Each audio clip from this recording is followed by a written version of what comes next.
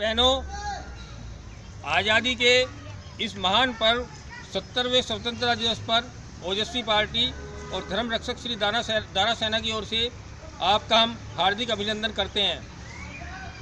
इस आज़ादी के पर्व पर हमें यही कहना है कि जो आज़ादी बड़ी मुश्किल से हमने अंग्रेज़ों से हासिल की थी, उस आज़ादी को बनाए रखना, उस आज़ादी को बचाए रखना आज हमारी अहम प्राथमिकता है, क्योंकि वही अंग्रेज़ी ताकतें आज हमसे हमारी उस आज़ादी को छीनने की कोशिश कर रहे हैं। जिस समय हम आज़ादी की लड़ाई लड़ रहे थे तो इंग्लैंड का जो प्रधानमंत्री था चर्चिल, उसने कहा था हिंदुस्तान के लोग जो आज़ादी हासिल कर रहे हैं इसको 50 वर्षों में छीन ली जाएगी, या उसको 50 वर्षों के बाद वे बनाए नहीं रख सकेंगे। ये अंग्रेज़ों का हमको खुला चैलेंज था।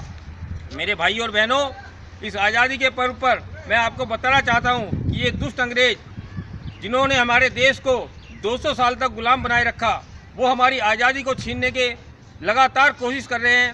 आज जितना भी ये नक्सलवाद है, पूर्वोत्तर का ईसाई आतंकवाद है, मिशनरियों का आतंकवाद है, चर्च का आतंकवाद है, हमारे सैनिकों को एक दिन में 76 सैनिक मारे जा रहे हैं। इस सब के पीछे ये अंग्रेजी ताकतें हैं, इंग्लैंड की महारानी है, CIA की अमेरिका की खुफिया एजेंसी CIA है, फोर्ड फाउंडेशन है। ये इन सब का पैसा हमारी आज़ादी को छीनने के लिए लगातार लगा हुआ है। मैं आपको याद दिलाना चाहता हूँ कि अभी छत्तीसगढ़ में जो वहाँ पर नक्सली आतंकवाद, जो मिशनरियों का आतंकवाद चल रहा है, उसके खिलाफ जो सरकार और हमारे सैनिक लड़ाई लड़ रहे थे, उस लड़ाई को अग्निवेश, मेधा पाटेकर, विनायक सेन, अरविंद केजरीवाल, मनीष सिसोदिया, इन सब लोगों ने उस लड़ाई में इन नक्सली आतंकवादी, CIA के एजेंट, मिशनरी आतंकवादी, ईसाई आतंकवादियों का साथ दिया और इसके लिए सुप्रीम कोर्ट में कई याचिका लगाई।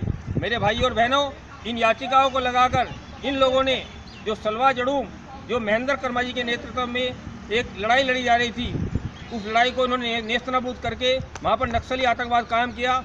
और ये नक्सली आतंकवादी जो CIA के एजेंट हैं, जो मिशनरियों के एजेंट हैं, जो ईसाई आतंकवादी हैं, ये करते क्या है? इन लोगों ने वहाँ के लोगों को बंदी बना लिया है, गुलाम बना लिया है। ये मैं नहीं कह रहा हूँ, छत्तीसगढ़ के मुख्यमंत्री रमन सिंह का भी कहना यही है कि इन लोगों को उन्होंने बंधक बना के रखा हुआ है।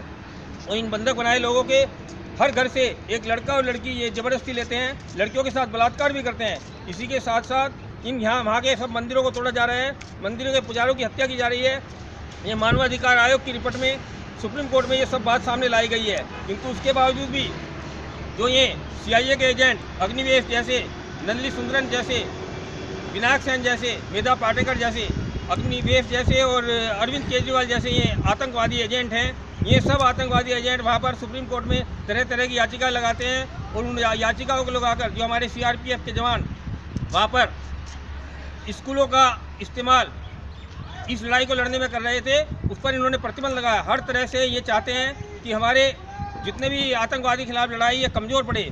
इसी के साथ साथ मैं आपको याद दिलाना चाहता हूँ कि अभी जो संसद पर हमला हुआ था और उस हमले में हमारे कई जवान शहीद हुए थे, उसी मामले में अफजल गुरु को भी फांसी की सजा दी गई थी। ये हमला अंतिम नहीं है, इस हमले को करने के लगातार प्रयास जारी हैं और इनका एक ही सपना है कि संसद को शमशान बनाना।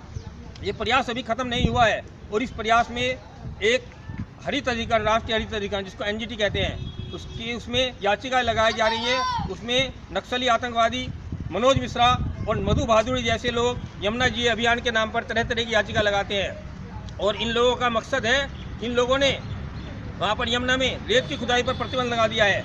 और रेत की खुदाई पर प्रतिबंध का मतलब है कि वहाँ पर रेत की खुदाई पर जो प्रतिबंध लगा है उसके कारण वहाँ पर बाढ़ आ सकती है यमुना में। और यमुना में यदि बाढ़ आएगी तो राष्ट्रपति भवन भी चारों तरफ पानी से घिर जाएगा, क्योंकि रेत का लेवल यमुना में 2.5 मीटर ऊपर आ चुका है। और जब वो राष्ट्रपति भवन, हमारे प्रधानमंत्री भवन चारों तरफ पानी से घिर जाएंगे, तब ये नक्सली आतंकवादी, CIA के एजेंट अरविंद केजरीवाल जैसे दुष्ट लोग वहाँ पर एक हमला करा सकते हैं। ये मैं प्रत्यक्ष बोल रहा हूँ आपको, ये मैं स्पष्ट बोल रहा हूँ कि हमारे राष्ट्रपति भवन और प्रधानमंत्री भवन यमुना की बाढ़ के द्वारा एक नौका या नौसैनिक हमले के द्वारा बर्बाद किए जा सकते हैं। और इसमें इन लोगों ने यहाँ पर सब्जी उगाने पर, फल उगाने पर, रेत खोदने पर प्रतिबंध लगा दिया है। ये चाहते हैं कि यमुना के किनारे के जो लोग हैं वो ऐसे वो पिछड़ जाएं, वो गरीब बन जाएं, और इसके जरिए ये चाहते हैं कि इन लोगों को गरीबी का फ़ायदा उठाकर और इस इलाके से को उजाड़ बनाकर यहाँ पर नक्सली आतंकवादी हथियार छिपा सके।